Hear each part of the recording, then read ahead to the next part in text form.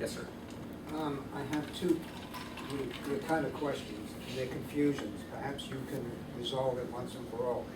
For the last 36 years, we as a country have been trying to get energy independence. It started in 1974 with the first embargo. We have talked about it for 36 years. We've actually gotten nowhere. Yeah, we've got some windmills flying around, but as you said, you know, then it's solar, and just not worth discussing. Atomic is the answer, but we avoid it for many, many reasons. In Europe, not just France, but England as well, have many atomic power stations that no one's scared of. But the advantage they have over us, they were smart. They built small ones, not these monsters that everyone's so scared of because they're so big. Why haven't we done this? Why have we not come to ANWR? Why have we not taken the shale over? I mean, there's so much stuff here. The shale, if I read right recently, has more oil than Saudi Arabia. Yeah. Well, we're not touching it. So that's my question is why, and how are you going to resolve that? And finally, and I say this at every meeting I go to, I am a legal immigrant. I am a naturalized citizen. What's the problem? There is no problem with the system. Right. Why is it even being debated? There is a system in place. It's been in place, I don't know how long, but it's been in place for a long, long time. It's been very successful. It's extremely successful.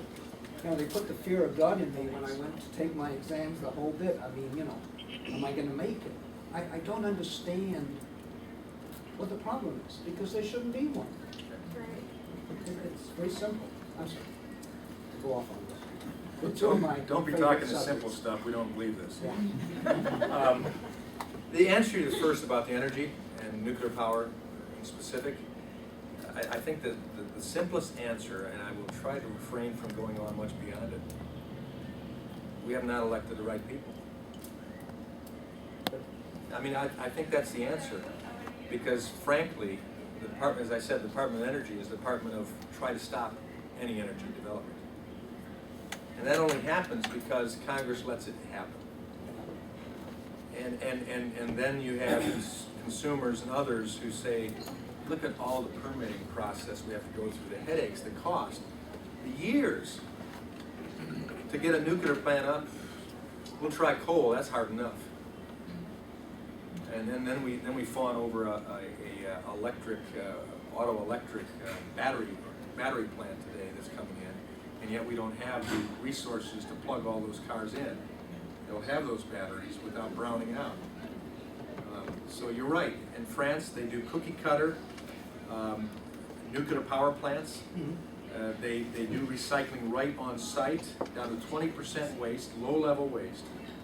But we would have to change our policy on radioactive waste recycling that would allow weapons-grade waste to be produced, because that's what it does produce at that particular part of the process.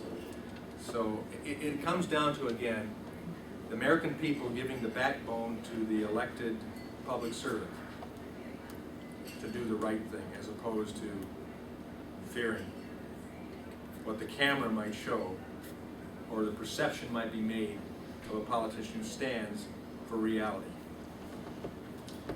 which includes man-made global warming and the farce that's become.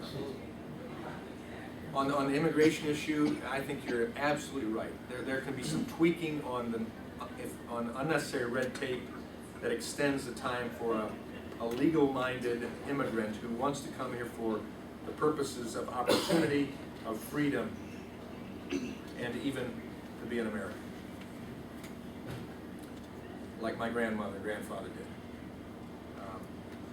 So there may be some effort we ought to put toward making sure that those gates, as Reagan said, that swing open for freedom lovers, swing wide and free. But he also said, so that those people who come to America for the opportunity and the freedom also come understanding that they speak our language and they abide by our laws. That's all we ask. And I would add, and I hate to add to Reagan, forgive me, and they sign our guest book. We know why they're here, who they are, where they're going, how long they're gonna be there, and when they go back, if that's the case. Americans don't have any problem with that. And Sonny Bono was known to have said before he died, while he was still in Congress, when asked that question, what do you think, Mr. Bono, of illegal immigration? And he looked up and he just simply said, what was that first word? The man said, illegal. He said, then carry out the law. And if we carried out the law, Arizona wouldn't have to pass a law to carry out our law. And Michigan ought to be standing, our governor ought to be standing with her female counterpart in Arizona. All governors ought to stand and say, wait a second, what is this? This is a sovereign state. Federal government, you derive your powers from us. We don't have rights here in the state, we have powers. And you relinquished your responsibility of taking care of us. And so a state had to do that. You let a president from a foreign country berate a sovereign state like that?